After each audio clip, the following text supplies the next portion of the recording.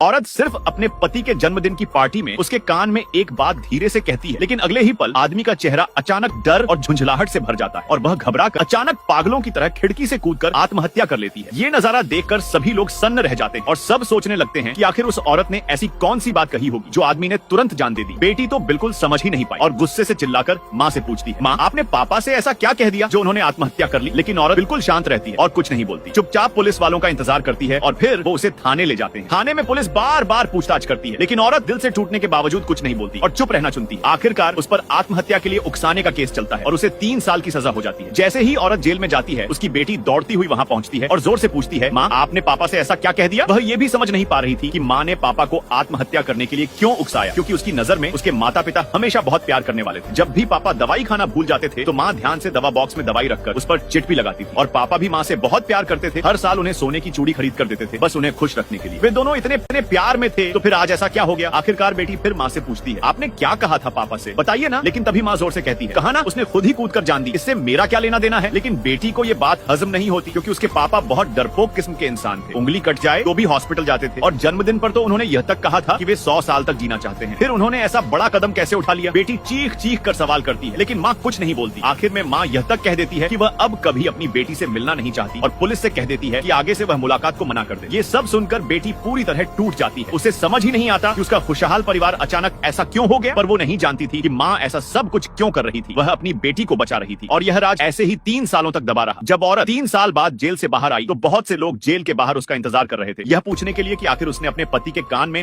ऐसा क्या कहा था जो उसने तुरंत जान दे दी। यहाँ तक कि एक अमीर महिला ने यहाँ तक कह दिया कि अगर वह बता दे कि उसने क्या कहा था तो वह उसे 1 करोड़ रुपया इनाम में देगी। लेकिन औरत ने कुछ नहीं कहा, वह चुप रही। उसी दिन उसकी बेटी की शादी भी थी। नया दूल्हा बहुत अच्छा और समझदार था। वह चाहता था कि माँ बेटी के रिश्ते फिर ठीक हो जाए, इसलिए उसने खुद सास को शादी में आने का न्योता भेजा। आखिरकार वह लड़की अपने पति की बात मानकर शादी में माँ को बुलाने के लिए तैयार हो जाती है। लेकिन जैसे ही माँ शादी में आती है, लोग फुसफुसाने लगते हैं, यही वो औरत है जिसने सिर्फ एक बात कहकर अपने पति को मार डाला। अब दामाद की बारी है क्या, कुछ लोग कहते हैं। क्या तुमने नहीं सुना, इंटरनेट पर वायरल हो गई है ये औरत। लोग उससे उसकी बात खरीदने को तैयार हैं, लेकिन औरत इन बातों को नजरअंदाज करके सीधा मंच की तरफ बढ़ती है। दूल्हा जल्दी से मंच पर आता है और कहता है, मैं वादा करता हूँ कि मैं पूरी जिंदगी बीवी का ख्याल रखूंगा। तभी होस्ट पूछता है, आप अपनी बेटी को कोई संदेश देना चाहेंगी। औरत ठंडी आवाज में कहती है, नहीं, मैं तो बस अपने दामाद से एक बात कहना चाहती हूँ। फिर औरत दूल्हे के कान में कुछ फुसफुसाकर कहती है और अगली ही पल दूल्हा डर के मारे कांपने लगता है और अचानक मंच से भागता है और बिना कुछ सोचे समझे खिड़की से कूद जाता है। सब हैरान रह जाते हैं। लड़की की सांस रोती है और चिल्लाती है, मैंने सुना था तूने एक बात कहकर अपने पति को मारा, अब एक बात कहकर मेरे बेटे को भी मार दिया। तू औरत नहीं शैतान है। हम तो तुझे शादी में बुलाना ही नहीं चाहते थे, पर अजहर ने कहा कि शायद कोई गलतफहमी है, उसने तुझे समझा पर तूने वही किया। तू हत्यारिन है, तुझे फिर से जेल में डाल देना चाहिए। वहीं सड़, इतनी बेरहम औरत है तू, हत्यारिन हत्यारिन।